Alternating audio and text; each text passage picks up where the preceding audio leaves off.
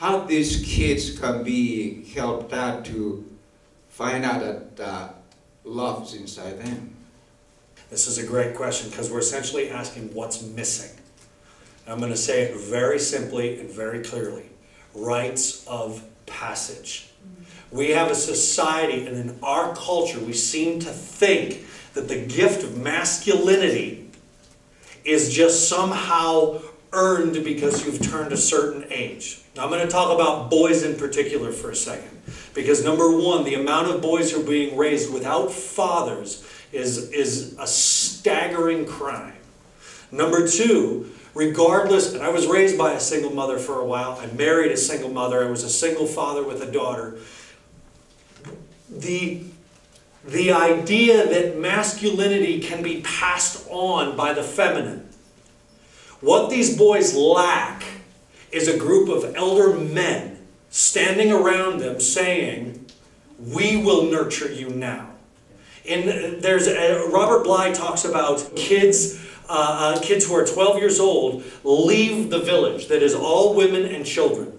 When the boys reach 12, they leave the village and they walk to the men's village. And the men have done two things. Number one, they've cut their hands and let the blood drip into a cup. And before the boys are allowed to enter the village, they must drink from the cup, which is to demonstrate you no longer get to drink the mother's milk.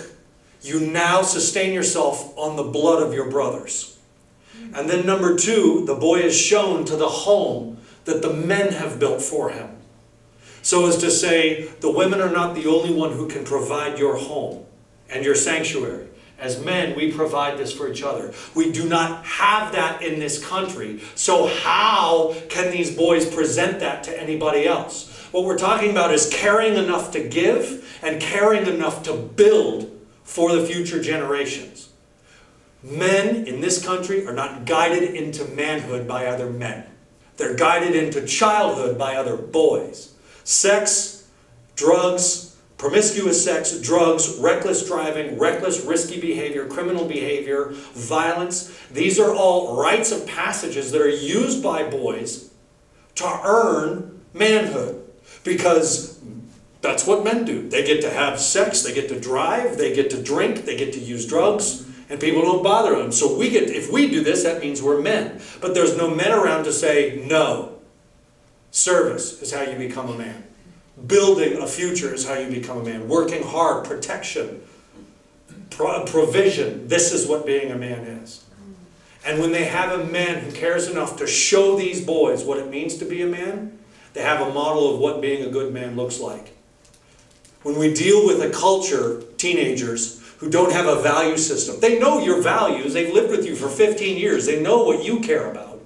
So when they suddenly say, I'm not you, then what are they? What are their values? They don't have any created. So you have to provide the forum for them to say what is right and what is wrong. What is heaven? What is hell? What is Jedi? What is Sith? What is good? What is evil? And when they decide, then you can take their actions and say, how does here's a perfect example. 9 times out of 10, when you finally get them to establish their values, their number one value is freedom. So then you say, so you're using these drugs, and because of your drug use, you've been placed into a sober home, a residential facility. How does that fit your value? And they go, and the moment they question that behavior, that action, they begin to question all of their behaviors and actions. Because the value has stepped forward. But if we don't have men showing boys how to establish value in this world, how could they possibly do that on their own? Because they are not their mothers. So it's up to the fathers of this world to step out back into the role that we were put here by the divine for. And that's to create a direction for the youth.